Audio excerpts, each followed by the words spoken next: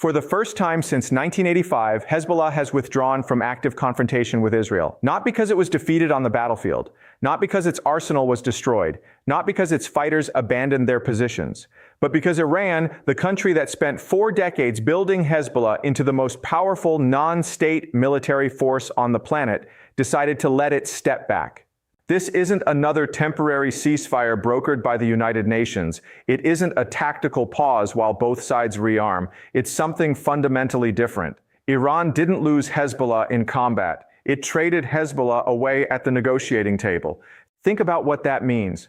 40 years of investment, tens of billions of dollars in weapons training and infrastructure.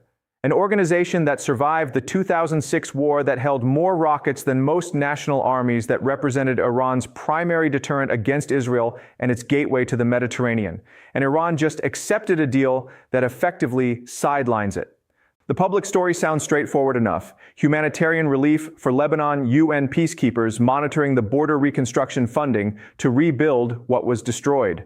A responsible de-escalation after months of devastating conflict. But that narrative misses the deeper reality. Iran made a calculated trade, and the question isn't whether Hezbollah still exists. It does. The question is, what could possibly be valuable enough for Tehran to surrender its most capable regional asset as an active military force? The answer reveals a diplomatic architecture that's been quietly constructed over months, exploiting vulnerabilities most analysts overlooked. This deal wasn't about stopping rocket fire. It was about reshaping the entire resistance axis. To understand what just happened, you need to look beyond the ceasefire terms and examine what Iran was actually protecting, and it wasn't Hezbollah. The ceasefire agreement that took effect carries terms that would have been unthinkable just months ago. Hezbollah forces withdraw north of the Litani River, a boundary they've effectively ignored since the 2006 war ended. The Lebanese armed forces, historically unable to operate independently in the south, deploy throughout the region with international monitoring support. Reconstruction aid flows into Lebanon contingent on compliance. Economic assistance follows, addressing a crisis that's pushed Lebanon to the edge of state collapse. On paper, this looks like a standard post-conflict stabilization framework. The official narrative emphasizes humanitarian relief, preventing further civilian casualties, and giving Lebanon the breathing room it desperately needs. International peacekeepers monitor implementation. The Lebanese government fractured and economically devastated signs as the official party.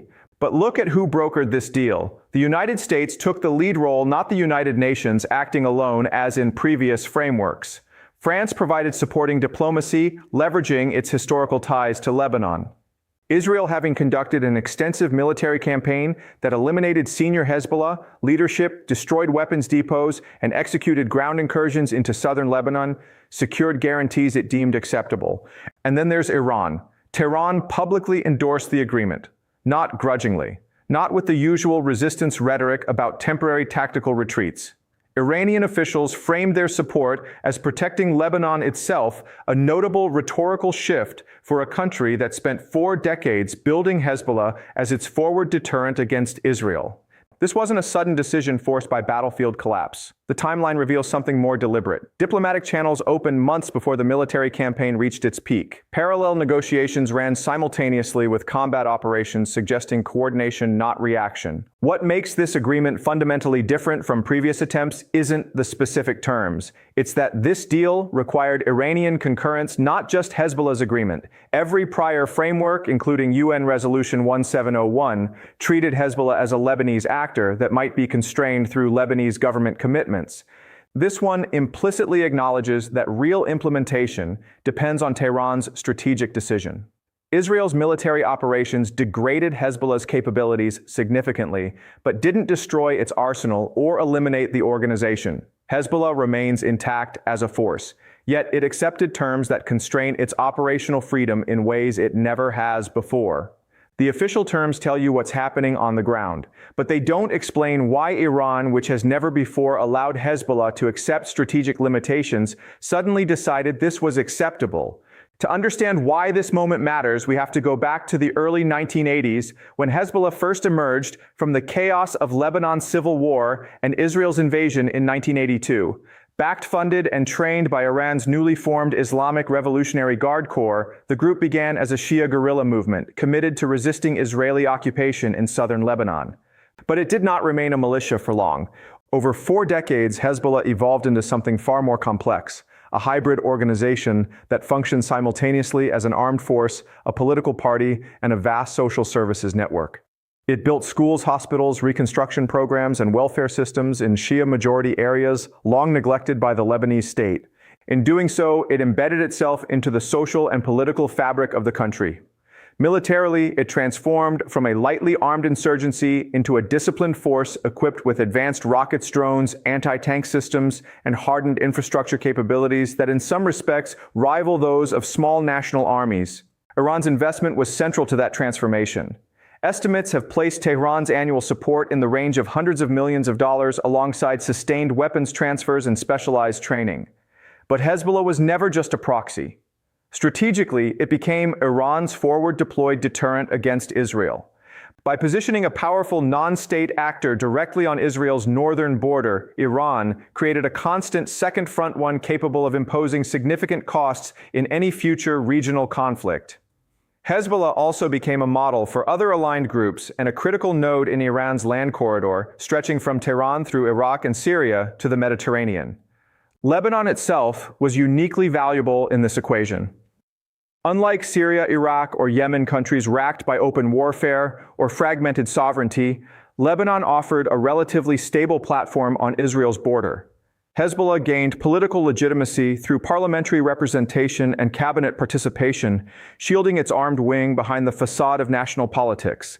Access to Mediterranean ports and entrenched smuggling networks further enhanced its logistical depth. In strategic terms, Lebanon provided proximity, deniability, and institutional cover all at once.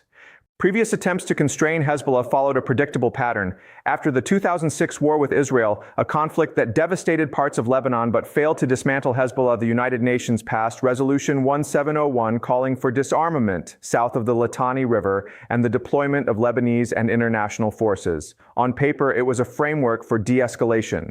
In practice, Hezbollah reconstituted and expanded its arsenal over the next 18 years. The Cedar Revolution international pressure campaigns and Saudi-led efforts to pull Beirut away from Tehran similarly faltered. None addressed Lebanon's structural dysfunction, sectarian paralysis, state incapacity, and eventually economic collapse.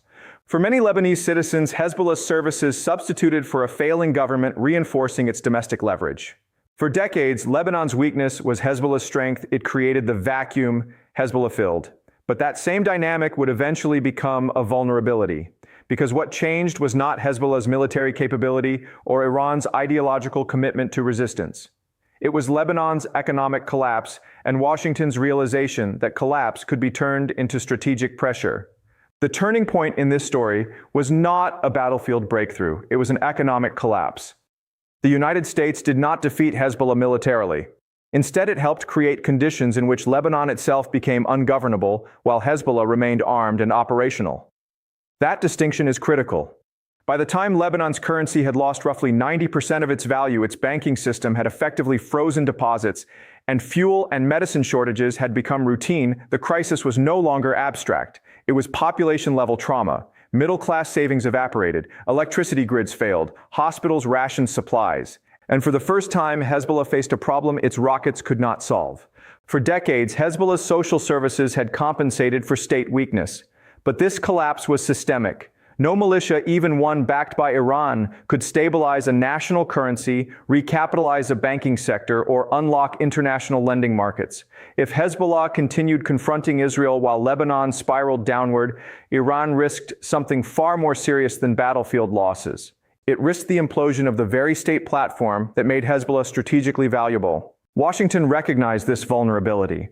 Economic pressure was not applied randomly. It was structured. Sanctions, banking restrictions, and diplomatic signals made clear that large-scale financial relief would not flow into Lebanon, while Hezbollah remained actively engaged in confrontation.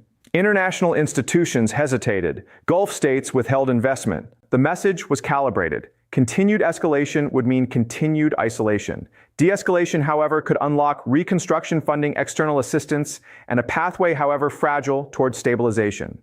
At the same time, Israel's military campaign appeared less focused on total destruction than on selective degradation. Precision-guided missile stockpiles were targeted. Senior figures with decades of institutional knowledge were eliminated. Infrastructure, particularly tunnels and launch networks, was systematically mapped and struck. The cumulative effect was not annihilation, but erosion. Hezbollah's deterrent still existed, yet its survivability and operational security were increasingly in question.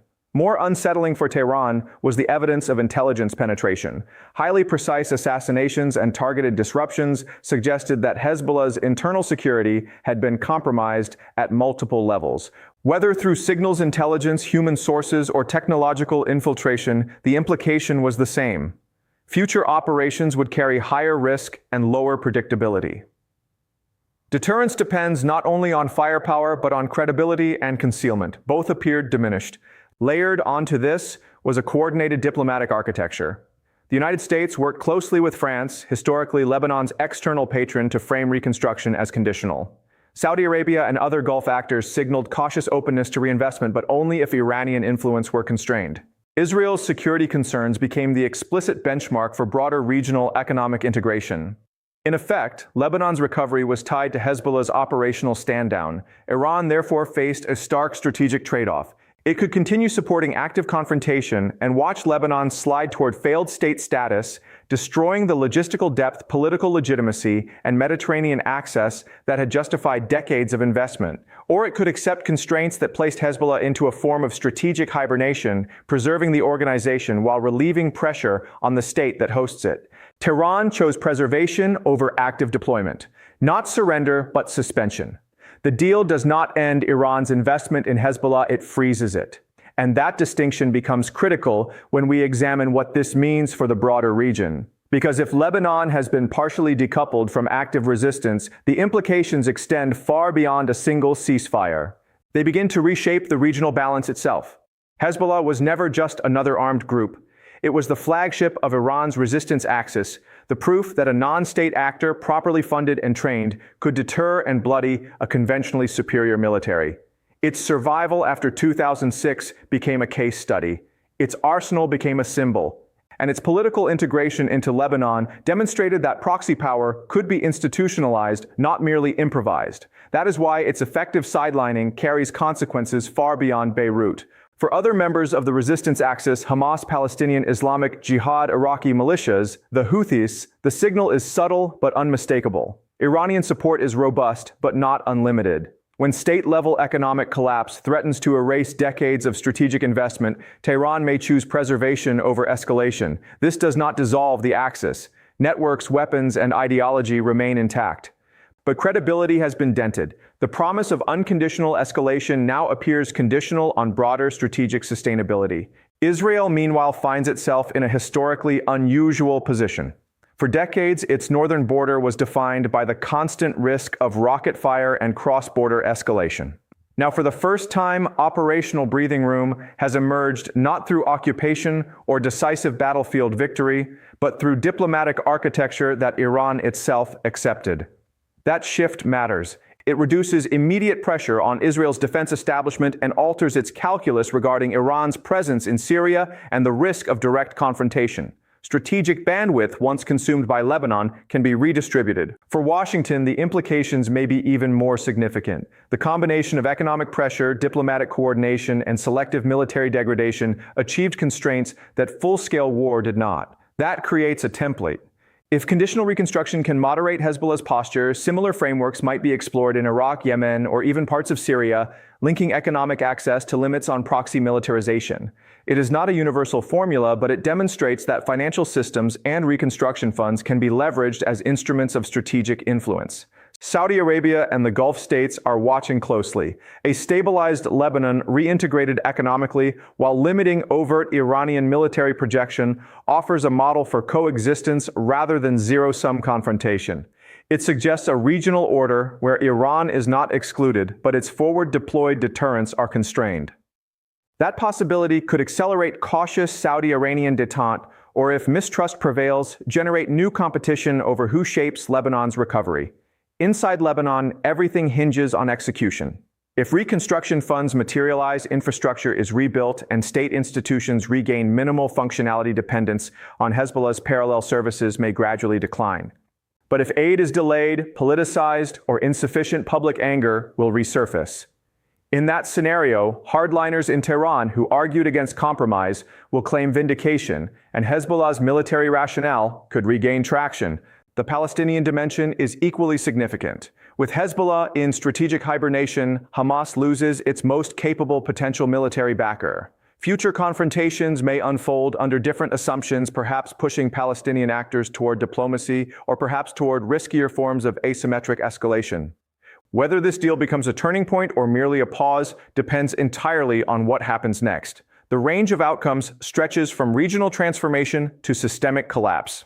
The future of this arrangement will not be decided by rhetoric, but by implementation. Over the next 12 to 18 months, a small number of measurable indicators will reveal whether this moment represents structural change or temporary quiet. 4 realistic pathways stand out. Scenario 1: successful stabilization and reconstruction. In this outcome, reconstruction funds begin to flow at scale. An IMF program moves from negotiation to implementation. Gulf diplomatic and commercial presence returns. Infrastructure projects, electricity grids, port rehabilitation, banking reform shift from announcements to visible activity. Hezbollah remains politically active but avoids military escalation, accepting operational constraints as the price of national stabilization. Iran preserves influence through formal institutions rather than forward-deployed deterrents. This scenario requires sustained American and European coordination, meaningful Gulf financing, and most difficult Lebanese political reform that reduces corruption and sectarian paralysis. Iranian restraint must hold, and Israel must judge the arrangement credible enough to avoid preemptive disruption. Scenario 2: frozen conflict. Here, the deal prevents war, but fails to transform the system. Reconstruction is partial and symbolic. Lebanon remains economically fragile, its currency weak, its public services inconsistent. Hezbollah maintains infrastructure and latent capability without actively engaging Israel. Iran preserves its investment at low cost. Israel enjoys relative northern stability without deeper reconciliation. Political paralysis in Beirut continues, but outright collapse is avoided. This outcome requires minimal effort from all actors. It is a managed stalemate, unsatisfying but sustainable. Indicators would include limited aid disbursements without structural reform, persistent banking dysfunction, and periodic low-level tensions that stop short of escalation. Scenario 3: deal collapse and reactivation. If reconstruction stalls, public frustration will intensify. A triggering event, an Israeli strike perceived as excessive, an internal Lebanese political rupture, or a recalculation in Tehran could unravel the arrangement. Hezbollah rhetoric would harden. Iranian leadership might openly question the deal's value. Military posturing would increase. In this pathway, preservation gives way to reactivation. Iran could conclude that if Lebanon cannot be stabilized under constraints, renewed deterrence is preferable to strategic erosion. The warning signs would be clear: funding delays, IMF breakdown, resumed targeted killings, or visible redeployment of capabilities in southern Lebanon. Scenario 4: a broader regional framework. The most ambitious possibility extends beyond Lebanon. If this model proves viable economic access in exchange for military restraint, it could feed into wider diplomacy. Renewed nuclear negotiations, expanded Saudi-Iran working groups, or multilateral Gulf security discussions might incorporate similar trade-offs. Lebanon would become proof of concept for a regional security architecture that includes Iran but limits its proxy projection. This scenario demands overlapping interests and sustained diplomatic investment. Indicators would include formalized regional forums, American prioritization of integrated diplomacy, and incremental confidence-building measures between rivals. Across all scenarios, the key variables are consistent: international financial commitment, Lebanese reform capacity, Iranian strategic patience, and Israeli security confidence. The United States and Gulf states control reconstruction capital. Iran controls Hezbollah's activation threshold. Israel controls the pace of military friction. Lebanon controls whether its institutions can absorb opportunity. The next 12 months will reveal whether this strategy reshaped the regional order or merely deferred its most volatile contradictions. At the heart of this story lies a paradox. Iran did not accept constraints on Hezbollah because it was decisively defeated on the battlefield. Hezbollah still exists. Its command structure, though degraded, survives. Its arsenal, though reduced, has not vanished. What changed was not the balance of firepower alone. It was the balance of vulnerability. For decades, Iran's strategy in Lebanon rested on a simple premise: build a capable proxy, embed it within a fragile state, and transform that fragility into strategic leverage. Lebanon's weakness created space for Hezbollah to operate, recruit, and legitimize itself as both protector and provider. But when that weakness became systemic collapse, currency, implosion, banking paralysis, institutional breakdown, the same fragility threatened to erase the very platform that made Hezbollah valuable. The United States did not solve Lebanon's crisis, it exploited it. By combining economic pressure, diplomatic coordination, and calibrated military support for Israel's degradation campaign, Washington reshaped Tehran's cost-benefit analysis. The offer was stark but rational: accept operational constraints in exchange for a chance to preserve Lebanon as a functioning state. Refuse and risk watching 4 decades of investment sink into failed state chaos. Iran chose preservation. That decision reveals something larger about contemporary geopolitical competition. In an era of hybrid conflict, battlefield outcomes are only one dimension of power. Financial systems, reconstruction funds, sanctions regimes, and multilateral diplomacy can be weaponized just as effectively as missiles. Economic interdependence, often described as a vulnerability for the West, can also become a lever. When coordinated, it can compel strategic compromises that prolonged military campaigns cannot. This does not signal Iran's retreat from regional competition, nor does it guarantee durable peace along Israel's northern border. What it demonstrates is that Tehran, despite ideological rhetoric, responds to structural incentives. When the survival of a core asset is at stake, strategic patience can override escalation. Whether that calculation proves wise depends on factors Iran does not fully control: sustained international funding, genuine Lebanese reform, Israeli restraint, and continued American diplomatic focus.